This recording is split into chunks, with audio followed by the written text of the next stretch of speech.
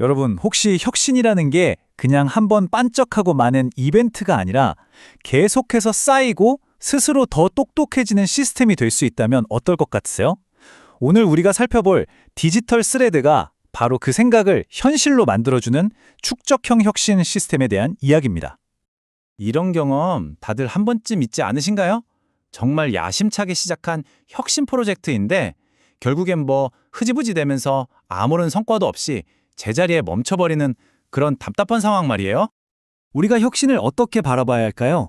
그냥 뚝뚝 끊어지는 단발성처럼 우로 남겨둬야 할까요? 아니면 모든 과정이 하나로 쭉 이어지는 선으로 만들어야 할까요? 사실 이 관점의 차이가 혁신의 성공과 실패를 가른다고 해도 과언이 아닙니다. 그럼 먼저 도대체 왜 우리의 그 많던 혁신은 항상 점처럼 단절되고 실패로 끝나는지 아주 익숙한 그 낡은 방식의 문제부터 한번 짚어보도록 하죠. 자, 이거 정말 익숙한 풍경이죠? 다 같이 모여서 번뜩이는 아이디어 워크숍을 하고 그걸로 작게 파일럿 프로젝트를 돌려보고 마지막엔 두꺼운 최종 보고서를 내는 것. 근데 딱 거기까지예요. 모든 단계가 서로에게 아무런 유산을 남기지 못하고 그냥 단절되어 버리는 거죠. 이런 방식의 문제점은 너무나 명확합니다.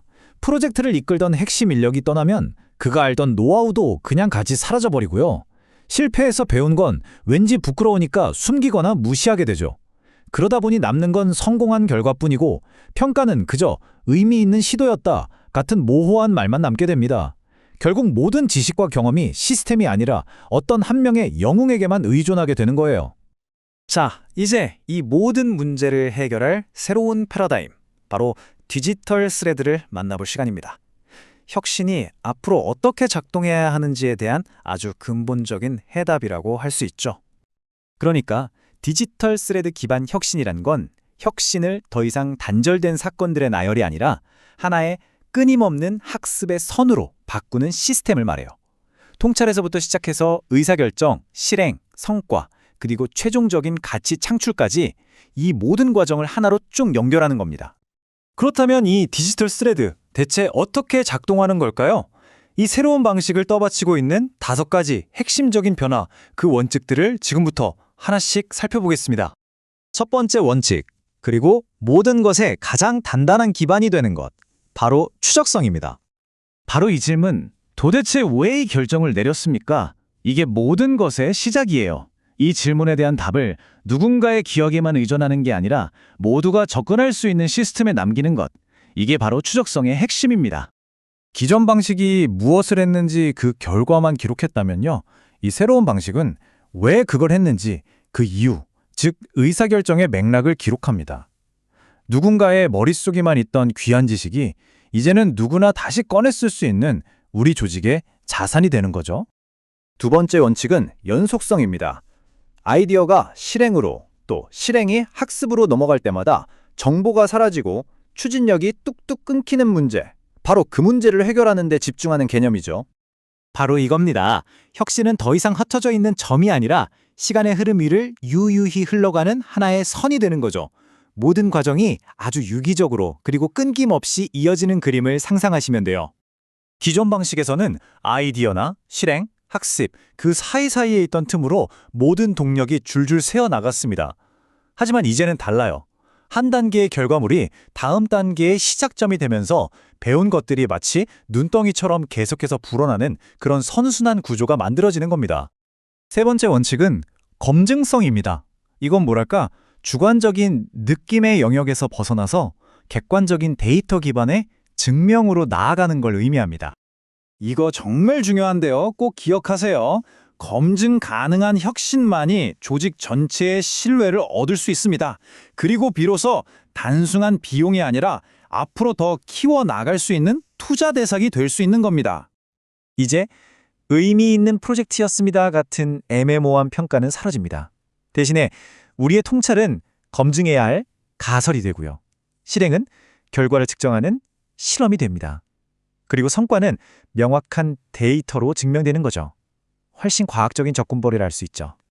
네 번째는 재사용성입니다.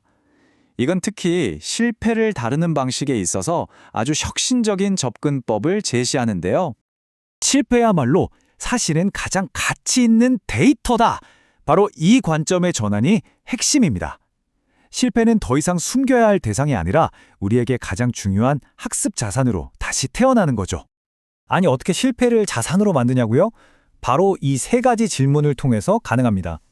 첫째, 어떤 조건에서 실패했는가? 둘째, 어떤 가설이 틀린 것으로 증명되었는가? 그리고 마지막, 다음 실험을 위해 무엇을 바꿔야 하는가? 이 질문들에 대한 답을 꼼꼼히 기록함으로써 실패는 아주 귀중한 학습 데이터가 되는 겁니다. 자, 드디어 마지막 5번째 원칙입니다. 바로 확장성인데요. 혁신이 어떻게 한 개인의 기술을 넘어서 조직 전체의 역량으로 성장할 수 있는지 그 길을 보여줍니다. 이 확장 과정을 한번 보세요. 한 개인의 작은 학습에서 시작된 스레드가 팀 전체의 지식으로 공유되고 거기서 더 나아가 조직의 핵심 전략으로까지 발전합니다. 그리고 궁극적으로는 산업 전체의 표준을 바꾸는 플랫폼으로까지 성장할 수 있는 정말 엄청난 잠재력을 가지게 되는 거죠.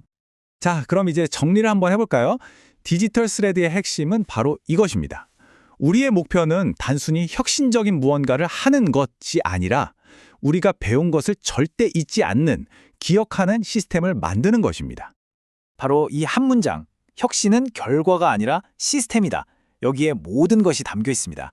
일회성 성공에 집착하는 게 아니라 성공과 실패 모두를 자산으로 차곡차곡 축적하는 지속 가능한 시스템을 만드는 것.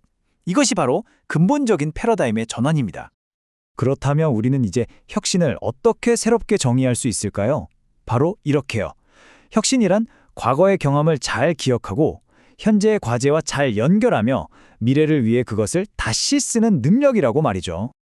마지막으로 여러분께 이 질문을 던져봅니다. 여러분의 조직은 그저 혁신을 하고 있습니까? 아니면 혁신을 기록하고 축적할 구조를 만들고 있습니까? 바로 이 작은 차이가 미래의 엄청난 격차를 결정하게 될 겁니다.